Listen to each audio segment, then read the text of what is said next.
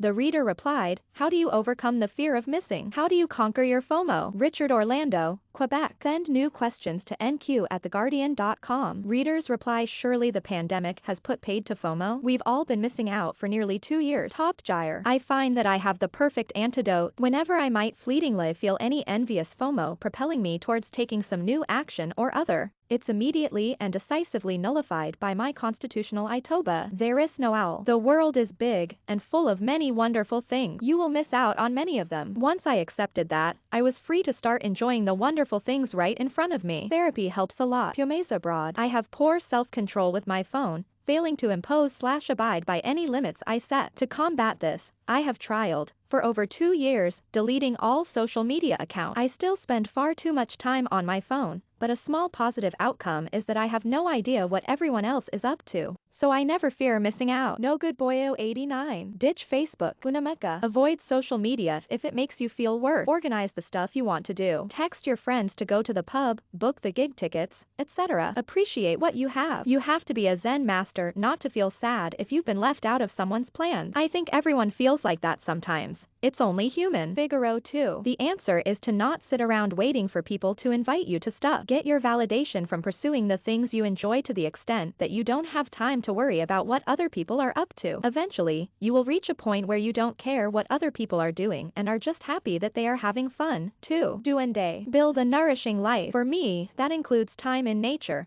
playing with my dog, cribbage with someone dear, reading printed books, drawing, playing musical instruments, small amounts of volunteering, and giving my coworkers specific, regular, positive feedback or thanks. It also means that I plan and relish my meals, even though they are simple sweet potatoes and beans, or oatmeal, or just a great coffee or tea. Take the time to journal a bit, to better treasure your life. Even cataloging the books you've read, or movies you've watched, or walks you've taken, with little notes about what birds and plants you observed. Journaling is transformative and healing. Be sure to move your body each day. Maybe choose a new skill to learn. I'm learning country line dancing at home, so I can dance with or without a partner when the pandemic abates. Quiettess. Live your life, not what you are told to live. That way, you don't miss out on your life by living someone else's idea of the perfect life. Do what makes you happy and healthy. DewinDwl. Once you master the art of enjoying time by yourself and being alone, then you will probably never get FOMO again. Remember, nobody is invited to everything, and often people's memories, recollections, descriptions, videos or photographs of events make them look and sound a lot more fun than they actually were. The chances are that, during whatever you missed out on, the people present were secretly just waiting to go home. Bat 321. Miss out deliberately. Stay home. The next day, ask people how the evening went. Then be happy that you stayed home. DerDeutsche. When I was a teenager, I longed to go to the cool youth club that the really popular girls used to go to. They used to talk about it all week and, to 14-year-old me, it sounded wonderful. One week, I was invited, too. It meant 2 buses there and back and an agonizing time choosing what to wear beforehand. Actually, it was quite boring. Doramar. I find misanthropy does the trick. The good faith. Honestly, I'm too tired now, and everyone I know in real life is too tired. The toll of the past few years has made its mark, in that it is hard to look ahead or from side to side,